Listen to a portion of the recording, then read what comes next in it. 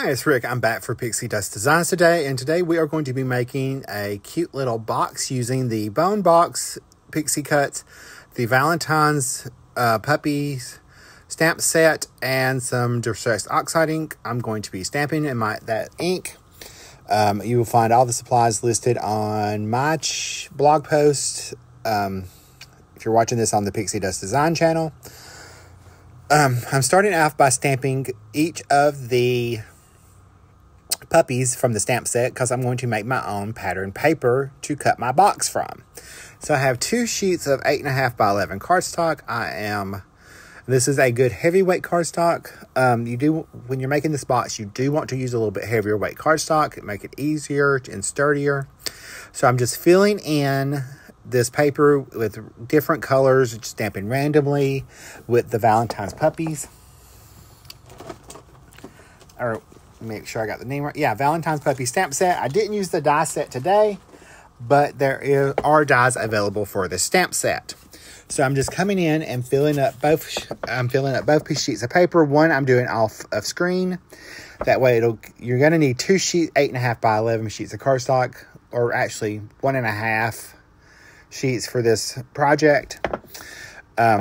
So I'm just going to randomly stamp all of these cute little puppies in their different little poses and different colors of ink. I did pick ink that coordinated, and actually the ink actually goes very well with the paper pad that is called Puppy Love from Pixi Dust Design. It goes, so actually where I pulled those colors from and matched them. So this is part of the April release. So it's all about puppies and cute little dog themes. So if you're a dog lover, this release is for you.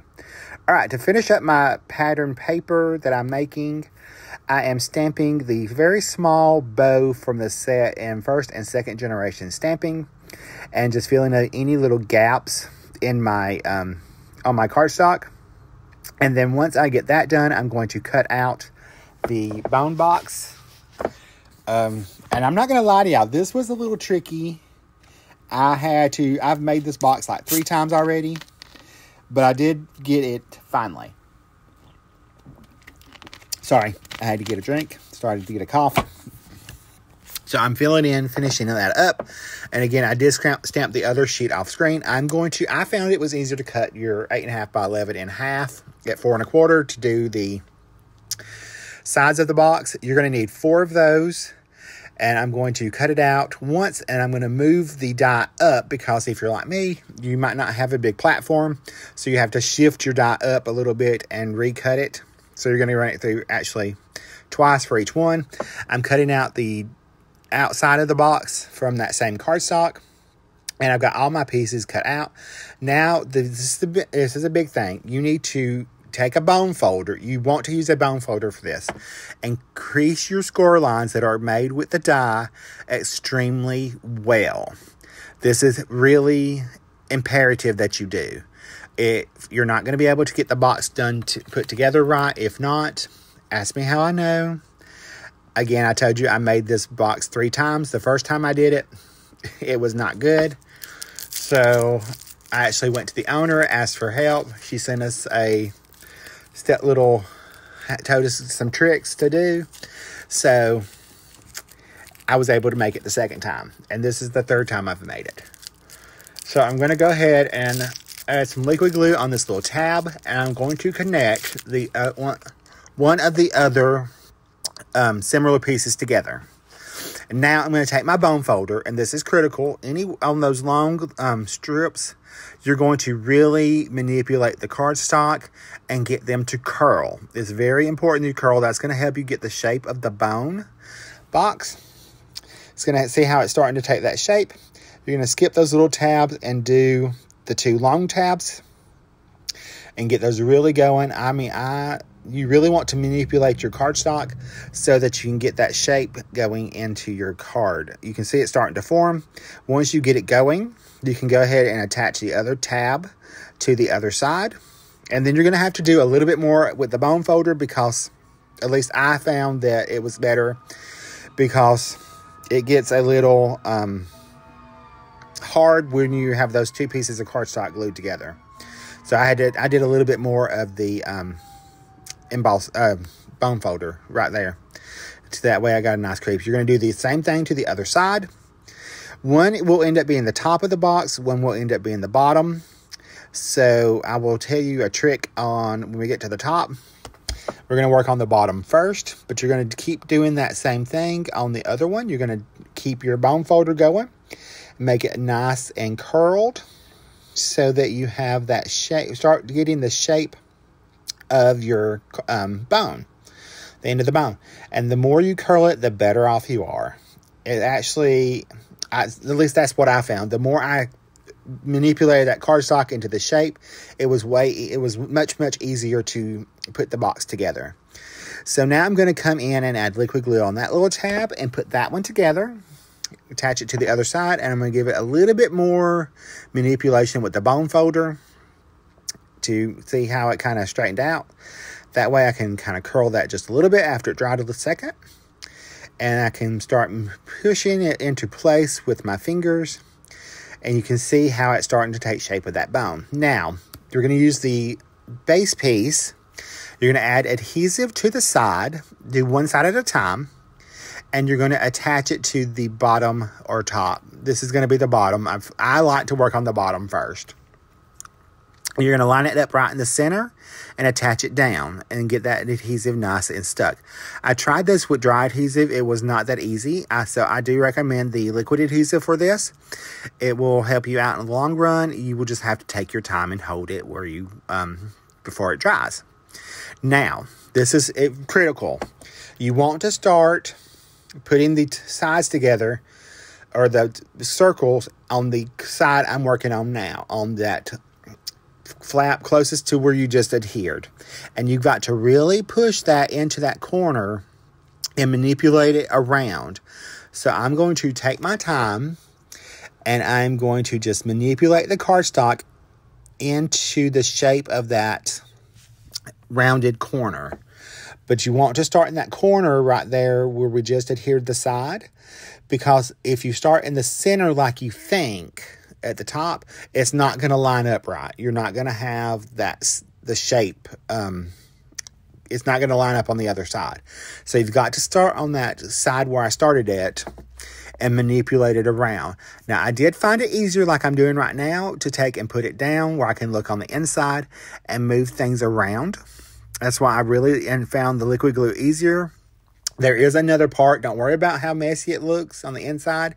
There's another die in the set that cuts a stitch bone that you can use for the inside to hide your the ugliness in there. It's the only way I know how to put it, to hide the ugly. All right, so we're going to keep manipulating that side to get it around. And I started in that corner, and then I lift up the little underneath and just add a little liquid glue and just keep manipulating it into the shape of the bone on the ends. Now I've got that in there, and I can press it into place really well. Push it around where I need to be pushed. Now we're going to do the other side. So in case you didn't catch it the first time, we're going to start in the corner where I'm starting right now, where we put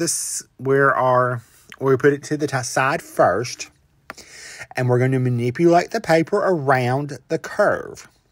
This is the easiest way to do this. And believe me, I tried it multiple ways. I tried it with, like I said, the dry adhesive. I tried it with other adhesive. I tried it with sticky tape. And the sticky tape was too strong. You couldn't manipulate the box around. Liquid glue is going to be your way to go. So you're going to just add that little bit of liquid glue on the little tabs. Manipulate it from the corner around to the center. Once you get it around, you can do some final adjustments like I'm doing right there. Press it into place with the bone folder. Start on the other side, working in the corner. Add just a little bit of liquid glue each time. And that way, it makes it a lot easier. As y'all know, I am not a 3D person. But if I can make this, then by George, anybody can make it. Yeah, so I'm just telling y'all, if I can do it, you can do it. So I'm going to finish off this one side. Just adding that pressure in there. And now my base of my box is done. Now, I'm going to take the other part, the second one that we did. I'm going to wrap it around the base. This is what's going to be the top of my box. And I found that if I did it this way and put it around the base first and did the sides, that I could get the top to fit on with ease without any buckling, because it pushes it out just slightly enough that you can slide the top on the box. So I'm going to press that into place while it's still on. And then I'm going to start off by doing the sides exactly how I did before, but leaving it on the base. That way I can push it, manipulate it a little bit to be the size that I need, because having that little piece of cardstock in there in the base helps it to fit. It pushes it out just slightly enough that the base will fit back in there without any major gaps. So each time you're going to see me while I work on the top, that I'm going to slide it on, slide it off, and make sure everything's going the way it should. So I'm going to come back and start adding this other side. I'm going to start in that corner, start pushing it out, and manipulating it around the curve. Occasionally I add a little bit more liquid glue so that it fits, and I double check to make sure the base is still fitting each time I do a section. And I actually found that it was easier to put it on occasionally and kind of make sure it was fitting by make sure that you were pressing into the right area. I found that super helpful on the top. It's the same die. There's not a separate die. It's all the same. You just you make two of them, put the top on the base after you make the base, and it's a lot easier that way. Now see, I'm checking it again to make sure that the top is fitting, and you can see I just pushed that out right there because it was a little tight. So I'm adding a little bit of liquid glue, manipulating that cardstock around into the circle. I'm sorry I got off camera. And then I'm just going to keep moving and pushing and adding the pressure where I need to adhere. We're going to start on this corner over here. And I just love how this box comes together, because once you get it made, it's so adorable. So you can see I'm pushing in right there in the corner to make sure that I have that nice and lined up.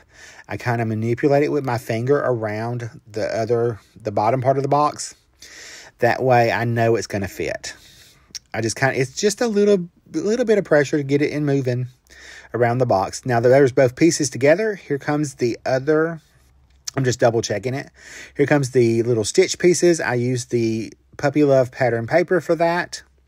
And I'm going to add into the inside of each of the tops and bottom of the box. Yeah, it's Puppy Love. I had to think for a minute. We're going to add this other piece of pattern paper in there to hide all that unsightliness on the inside. I'm going to put the top on, and then I'm going to tie this up with a bow. I would put my treats in it first. I wanted to make a little tag using my leftover pieces. So I punched out or cut out a circle of the pattern paper that I had a scrap on. I'm going to stamp Puppy Love on the little, I think it's a 2-inch circle. And then that's a 2-inch circle that I'd used from the leftover of the pattern paper I made. I'm going to put those together. And then I'm going to take a hole punch and punch a hole in the top. Rick did not pay good enough attention to make sure he had it lined up right. And then I can just wrap my ribbon around my box. I just chose ribbon from my stash that I had and had never used. So it was a nice, pretty red polka dotted ribbon. I'm going to tie this into a bow and manipulate it where the polka dots are all at the top. Pull the sides and pull it tight. And then I'll cut off all the excess. And normally I would put my treat in first before I did this, especially if I was going to go ahead and give it to somebody, but I think it's too cute to give away. So I just took some baker's twine and ran through the whole of my little tag. I'm going to wrap that around my ribbon, and I'm going to tuck it underneath the bow and hide it. And I'm just going to tie that a couple times so it's nice and secure and holds my little tag on of my cute little box. And I did find that you can, after you get this on, untie the ribbon and the tag stays on the little ribbon. So there's my box. I'm going to add a few little embellishments using the puppy shaker bits or paw print shaker bits. I can't remember what they're called. It'll be linked below. There's 2 sets. There's a little box. I hope you enjoyed this video, and I will see you in the next one. Bye, guys. Stay crafty. Love you.